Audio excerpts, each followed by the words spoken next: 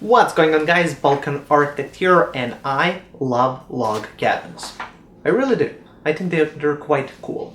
So in today's video, I thought, why not explore all of the different approaches and find perhaps the best solution to creating a log cabin wall in Revit, because it's made out of, well, logs, and it is kind of different than the regular wall construction. Let's see what would be the best approach to replicate something like that in Revit.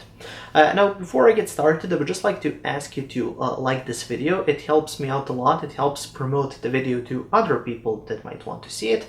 Also, make sure to subscribe, well, because I make useful Revit tutorials each week. And finally, please check out my website, balkanarchitect.com. That's going to be the first link just below the video. There I create all of my, or place all of my courses. I have many different Revit courses that tackle many different topics, ranging from beginner to intermediate to advanced level topics. There is something for everybody. There's over 100 hours of content, so if you're interested, please check it out. Okay, so without any further ado, let's get straight into Revit. And here we are in Revit. So let's go straight into models and then go to new. And for the template, I'm going to choose my own architecture design template. Now, if you're interested in checking out my templates, you can find both of them on my website, balkanarchitect.com. That's going to be the third link in the description. Okay, so let's just click OK and let's let Revit start right up. So now what I'm going to do is go straight here into perhaps the 3D view. For this one, we can get rid of this starting view, and then let's take a look at the approach that we're going to be using to model our log wall. So you want to go with something that already gives you some sort of infrastructure, and for the log cabin wall, I'm going to go with the curtain wall. So here, if I just go to the build panel on the architecture tab, we have the wall tool. If I open that up, we all obviously have some curtain walls, and I'm just going to choose the storefront curtain wall. So let's just select that, and let's place this here. Hit the escape key a couple of times, and there we go. Now, what I want to do for this particular project is simply, I want to save all of the horizontal mullions and then use those as logs. Obviously, we would have to change the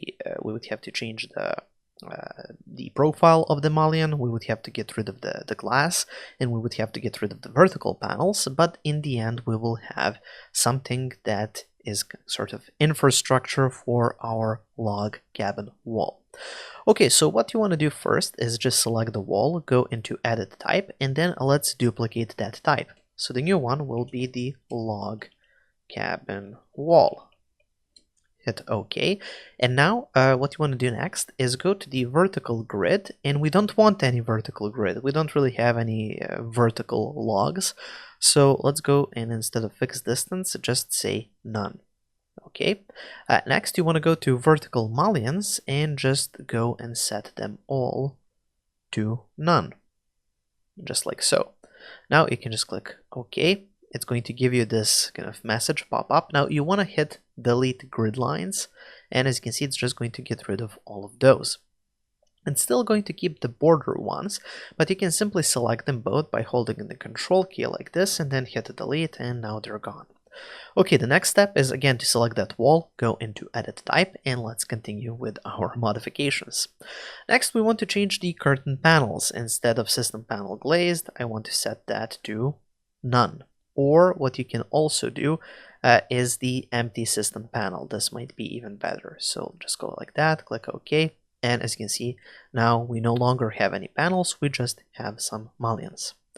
Moving forward, let's select that wall again, go into edit type, and then let's go to the horizontal grid.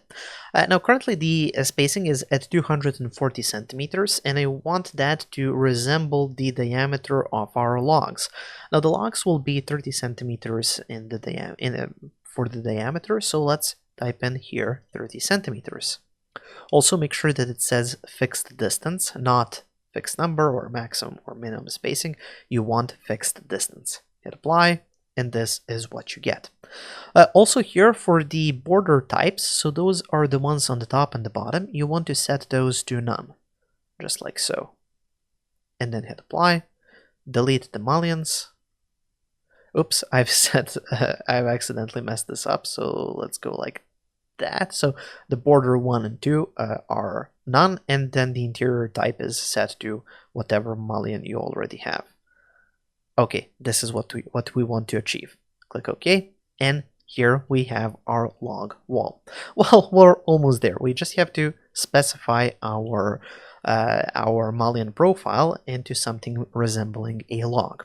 So what I'm going to do next is just go here to the File menu, go to New, and we have to create a new mullion profile. So let's go to New, New Family, and obviously we're going to be modeling this as a new mullion family, mullion profile family. So once you're here in the New Family menu, you want to scroll down and find the metric profiles.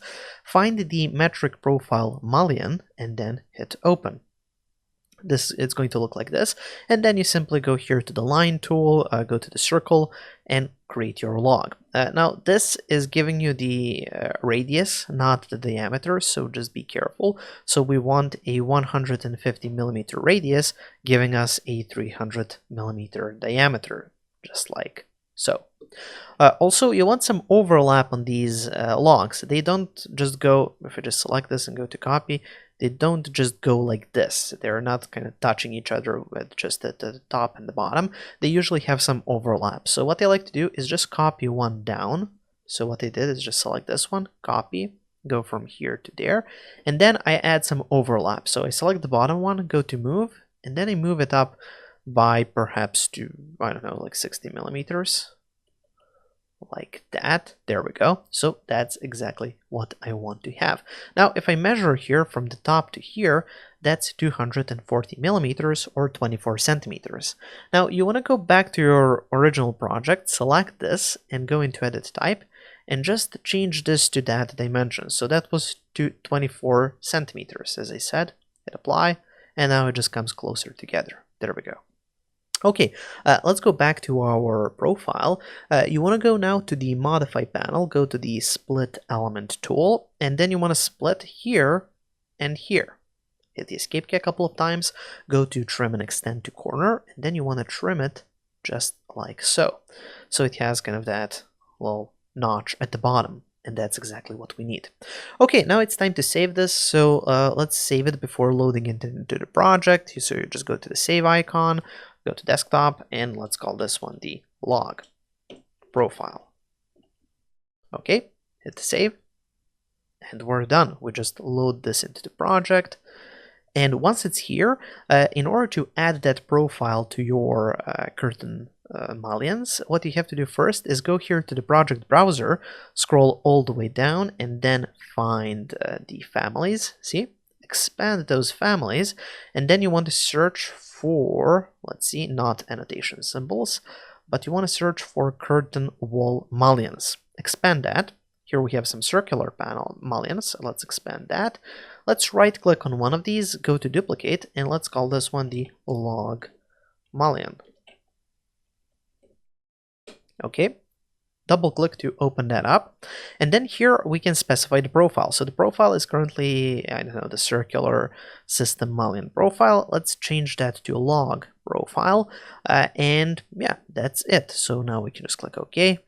We can select our curtain wall, our log cabin wall, go into Edit Type, and then here for your horizontal mullion interior type, you just want to change that to that log mullion. Hit Apply, and this is what that looks like.